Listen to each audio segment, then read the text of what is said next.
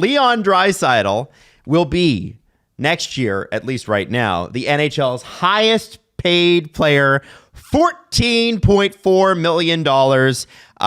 It's a front-loaded deal from what we know, 8-year contract. So he is committed to Edmonton for the next 9 years because he's still under contract for this season. Yep. According to Pierre LeBrun, Draisaitl contract front-loaded, includes a no-move clause throughout. Both sides agreed to the bigger parts of this deal late last week. Some finishing touches over the weekend. Draisaitl made sure to get a lot of information this summer en route to this massive decision, and he wants to win in Edmonton. Can I talk about what torture the drive here was? What do you mean? Well, because the CJ show chat was just like, Julian has posted a link to X. Adam said, whoa. Drew said, that's unreal. Chris said, big deal. Steve, you gotta turn that off. Yeah, but do not disturb. Why do you have all of this coming through on Siri on the app? No. Like, it doesn't come through unless I tell it to. But when something comes through in the chat, I'm like, oh, I wonder what it is. And I couldn't tell. You can't. Because all it was so-and-so posted a link followed by all your reactions. Wow, that's huge. Good for them. 8 years. Imagine missing these text messages like a podcast. Like, what are you doing? It's exactly like a podcast, and it's my favorite show. That's how, Jesse, that's how Steve's podcast would be if we weren't here. I know. 100%. Wow, whoa. Hey, is there any context? And then there's a link to Twitter. Yeah. There's a link to Twitter. Anyway. Hey, have you seen this with Steve Dangle? So I think this is obviously, the ramifications of this are huge. Edmonton has one of the two best players on the planet locked up for the next decade. Dave Matthews? And I think producer Drew... Nathan McKinnon? Producer Drew has has a death wish, did tweet about the fact that Edmonton's forming... Well, he just keeps tweeting now. So hey, they're actually not very good. Send. Yeah. Why is everyone so mad? So he said Leon Draisaitl 14. It's 14.4, but he says 14 million. Connor McDavid 12.5. It's 14.4. 14.4 million. Why is that weird to me? Why is that so much higher? Well, it's that extra 400 half a million. Yeah, that made me go wow. Well, that's how much. By the way, and we'll get into this. That's how much per year the Carolina Hurricanes saved on the Seth Jarvis deal by deferring salaries, $400,000. Well, but Connor McDavid 12.5. Drew estimates Evan Bouchard at $10 million. That's probably Drew. That's probably a little low. Yeah, and then Nurse, and he's like, now that is a pricey core for. I thought you said Giroux. And I was like, when did Giroux become an Oiler? Not Giroux Holiday, no. Or that guy. So he's estimating Bouchard at 10, and then obviously Nurse is making 9.25 till forever. And that tweet's gone over really well in Edmonton. But I did... it might end up in the Edmonton Journal, who's to say. But I want to... I do want to say that having Leon there and committed to that city for that long has got to make Oilers fans feel pretty good. And I think, and we won't talk about it yet, but after the Broberg Holloway deals, Edmonton Oilers fans kind of, and I get it, took it a little personally that these guys would be, hey, we just went to the finals and you're going to go sign with the St. Louis, not probably in the playoffs Blues? Yeah. Now, listen, it's more money, so like I'm in. But, this is going to be a pricey core four in Edmonton if they hope to hang on to Connor McDavid and Evan Bouchard. I'm doing it. Is it not true? Hey, that's so annoying. I'm not talking to these guys anymore. I'm speaking to Edmonton out there to listen to a Toronto media guy come on the air the moment Draisaitl signs his contract and go, you know what? Pricey core four? It's true. That's annoying as hell if I'm in Edmonton. No, he's got a point. The thing about where's he wrong? You know what I mean? This is a fantastic contract. Why do you like this contract? Tell us. Nobody in the entire NHL since Leon Draisaitl has become an NHL player has been better in the playoffs than Leon Draisaitl. That is true. That is where everything matters. You have the best playoff performer on your team. You lock him up for whatever it costs. There's no looking at this like the situation in Toronto Toronto because those guys in Toronto proved nothing. And before signing and after. Thank you. Have done nothing before and done nothing after. This is a team that was a couple goals away from the Stanley Cup and lifting it over their heads. They got to game 7. It's not the same. It has nothing to do with Toronto. Who cares what you pay for Draisaitl? He's worth every single penny that you give him. No, here, let me give you an idea of how little you regret or lament a single dollar that. Well, you don't. Draisaitl. You can't. You cannot. So if you go and look at the all-time points per game leaders, it's Gretzky followed pretty closely by Lemieux, and no one's friggin' close. No one is bloody close after that. Here are the playoff scorers, points per game since 2017, which was this Oilers group's first foray into the Stanley Cup playoffs. Connor McDavid, 1.58 points per game. Leon Draisaitl, 1.46. The next closest guy is Nikita Kucherov, who I think we can all agree is a really, really good playoff. Not really a Hart Trophy winner, but still good. Yeah, no, but you forget that he has one already? Oh, but he's not a 2-timer. No? yeah, but There you go. He's not good enough for the second. Oh, okay. Can't. As long as we got our facts straight, Listen, he has one. I'm in mid-season form here. I'm just going to don't piss know. everybody off. Let's go. ooh, hey, ooh. Dude, 1.28. Wow. It's a drop. That's yeah. It is a drop. This guy, McDavid's got 37 goals in 74 games. So they both played 74 games. McDavid has 37 goals to Draisaitl's 41. Where McDavid has him beaten is 80 assists to 67, which he scored friggin' nearly half of those this year. But what does Adam Wylde always say?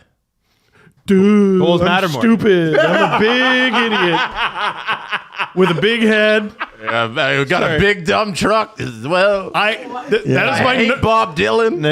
that's all he hates. Yeah. That's my number one thing to annoy my wife with. What? Because she always goes, "Oh, what was I gonna say?" And I go, "Oh, I'm so silly, and I'm a big stinky poo head." Cut her off right away, and she always remembers exactly what she was gonna say. She doesn't. She doesn't. What Adam always says is that goals matter more than assists. They do. And Leon Draisaitl has out-goaled Connor McDavid. My favorite stat about Leon Draisaitl is not from this playoffs, but the previous one, where the Edmonton Oilers were out in the second round. Because Leon Draisaitl was the league leader in goals on his own until Game 7 of the Stanley Cup Final, when Jonathan Marchessault tied him, and they remained tied when the playoffs ended with 13. He had 13 goals, didn't make it past the second round.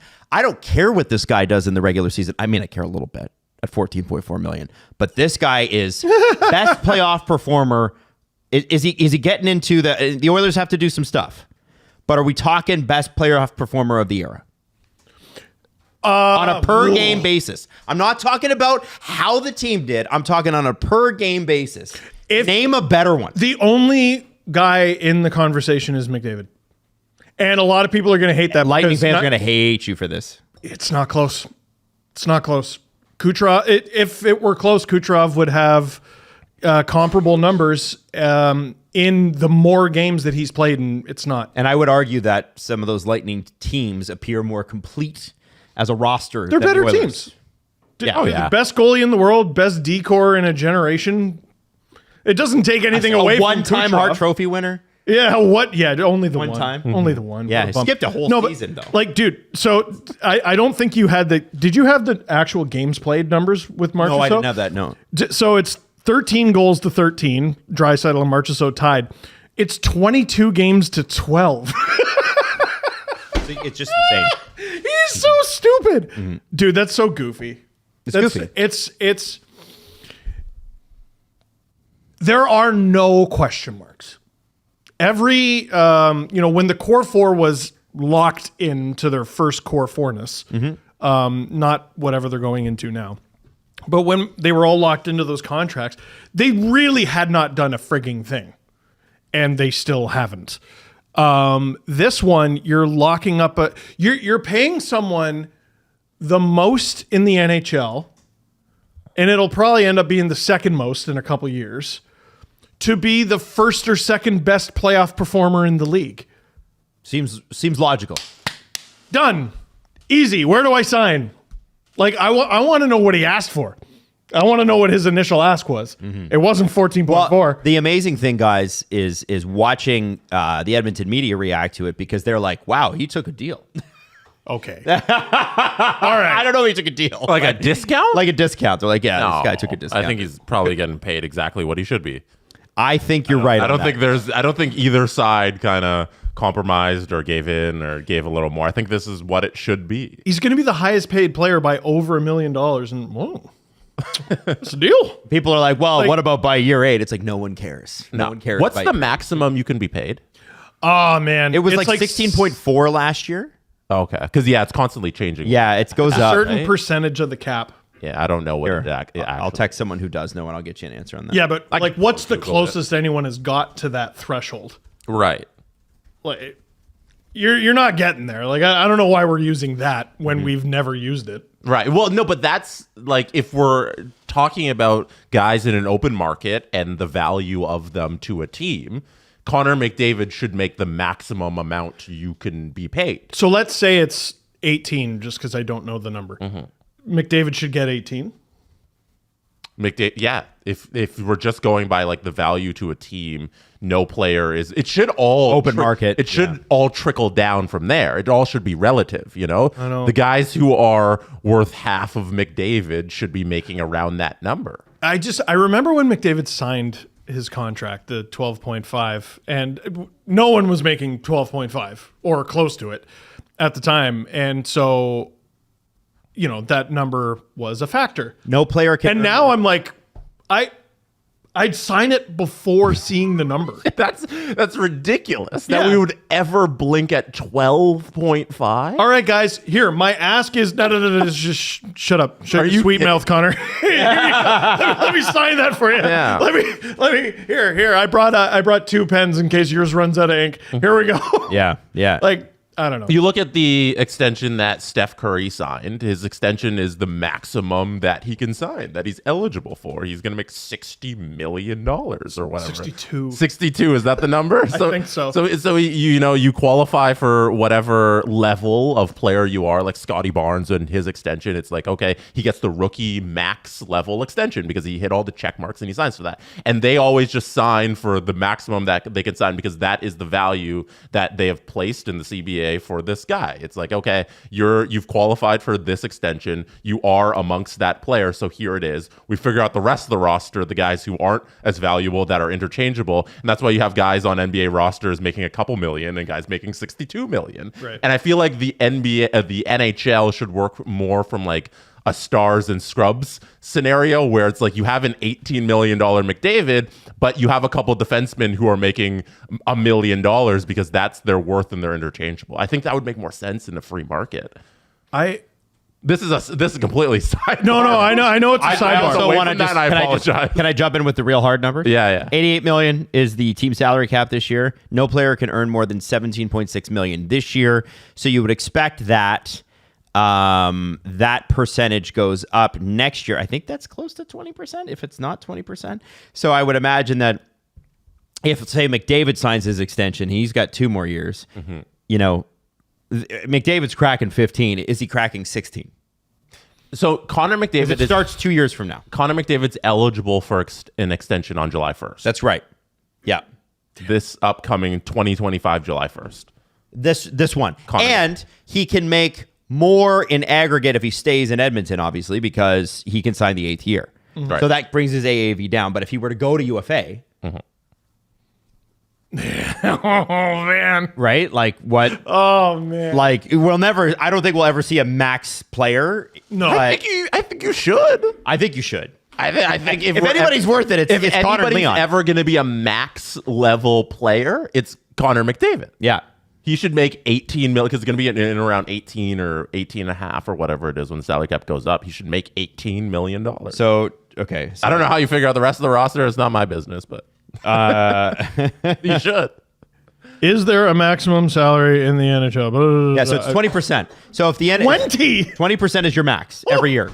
And so I think Math. Here we go. So if we're talking about the salary cap going up another 3 or 4 million, which they're projecting this year, they're expecting 92 to be the salary cap next year. And then when Connor's deal strikes, it'll be like 96, 97 million. So the max So he's this year is 17.6. Yeah. So the closest anyone is Matthews is like nearly 4.5 mil. Yeah, because he's the below highest paid max. this year. Like this is what I'm saying. Max NHL cap hit has never been close to a factor. No. So like he's not getting it. Why not? You should offer it to him. Why not? Why not? Maybe he's the first one. Well, Matthews? No, I mean wait, probably. Wait a few years. Probably. Let's be honest. Does it screw the Leafs? Sorry, there you go. No, he wouldn't do The that. cap. No, I know. The cap in 4 years, let's say, 100 million. So 20%, $20 million. Oh, I can do this one. Oh, shoot. All right. Connor McDavid's a $20 million player. Let's say he signs the maximum. He signs a bridge deal, and then in 2 years he signs again. Oh. I think you can figure out the rest of the roster with $80 million. It feels more reasonable, you know? Well, that's if the cap goes up to 100. And he's going to get more It's than at 90 20% of your offense. you know? Right? Yeah. Like Connor's getting, I don't know what Connor and Leon together, I don't know what percentage of the Oilers offense they make up, like how many goals scored, how many assists, but like whatever it is, it's a lot. And if the percentage, you can make the argument in that if he can bring X amount of percent of points to the team, like this many points out of the 100% that we get, then the 20% is worth it. Well, this is what's been frustrating with the conversation about the Leafs and getting rid of Marner or whoever. Well, if they do this and do that and do that, so if they make no mistakes, oh yeah, you know what? Why hadn't they thought of that? You know what I mean? Oh, Brad, what if you just didn't make any mistakes? Huh? Yeah, you ever thought of that? Hey, could the Oilers win with a $20 million McDavid if they just don't make any mistakes? They could. I bet they could. You know what? Get on it. Jesse, Get on it. There you go. There's Jesse, your plan. started this. No mistakes. You started this segment saying that this had nothing to do with the Toronto Maple Leafs. It does. And I'm here to tell you it does. Okay. In what way? Yeah, well, Steve just made it about the Leafs. I did. I did. No, listen, 14.4 for Draisaitl. Where do I sign?